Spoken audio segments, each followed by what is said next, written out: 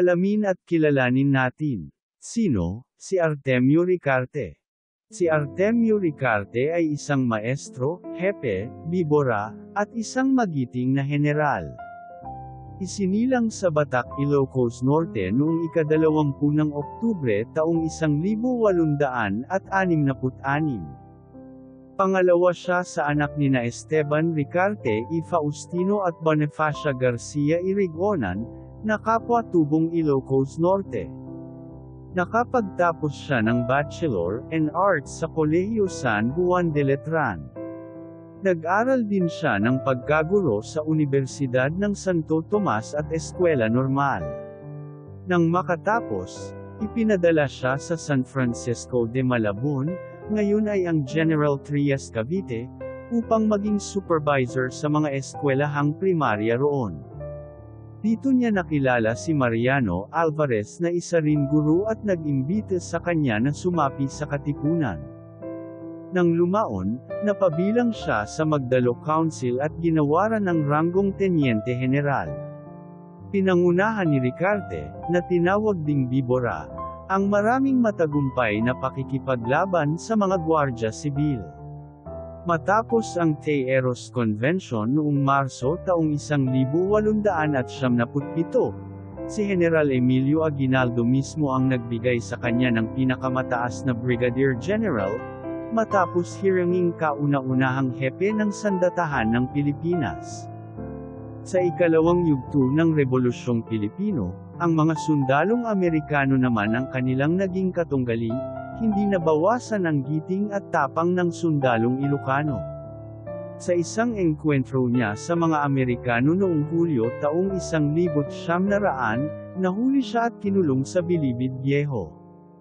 Pinangakuan siyang palalayain sa kulungan kung manunumpa siya ng katapatan sa bandila ng Amerika. Subalit matigas ang kanyang pagtutol. Dahil dito, ipinatapon siya sa Guam kasama si Apolinario Mabini. Noong taong 1903, pinayagan na siyang bumalik sa Pilipinas subalit hindi pa rin siya nanumpa sa bandila ng dayuhang Amerikano. Nang makabalik, muli siyang nag-organisa at palihim na lumaban sa pamahalaang Amerikano. Itinuring siyang kaaway ng Estado at pinatungan ng 10,000 piso para mahuli, patay man o buhay. Dahil sa malubha niyang pagkakasakit, nahuli siya noong Mayo, 1904 at nahatulang mabilanggo ng 11 taon. Subalit dahil sa mabuti niyang asal sa bilangguan, pinalaya siya matapos ang 6 na taon noong taong 1910. Hindi pa rin siya nanumpa ng katapatan sa mga Amerikano. Muli siyang ipinatapon sa Hong Kong at namuhay doon hanggang taong 1915, kasama ang asawang si Agueda. Subalit lagi pa ring isinasangkot ang kanyang pangalan sa Pilipinas, sa tuwing may mga pagkilos doon na laban sa mga Amerikano.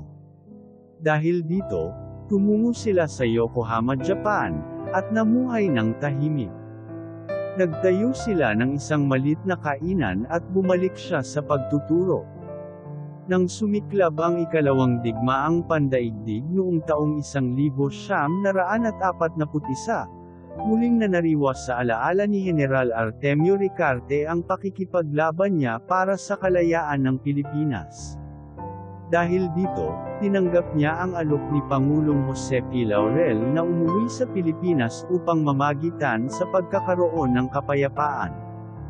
Dahil sa kanyang edad, madali siyang dinapuan ng iba't ibang karamdaman. Matapos niyang bakahin ang malaria at kolera, hindi siya pinaligtas ng sakit na disenterya. Namatay siya noong ika-31 ng Hulyo taong 1945 sa Kalinga Mountain Province. Makalipas ang 9 na taon, nahukay ang kanyang labi sa isang liblib na lugar sa Kalinga at maayos na inilibing sa isang sementeryo. Noong taong 2002, inilipat ito sa libingan ng mga bayani. Wika ni Artemio Ricarte, "Hindi ako maaaring lumisan, upang iligtas ang sarili at magtago sa ibang bayan, Ipagtatanggol ko ang bayan kong sinilangan at dito ako mamamatay.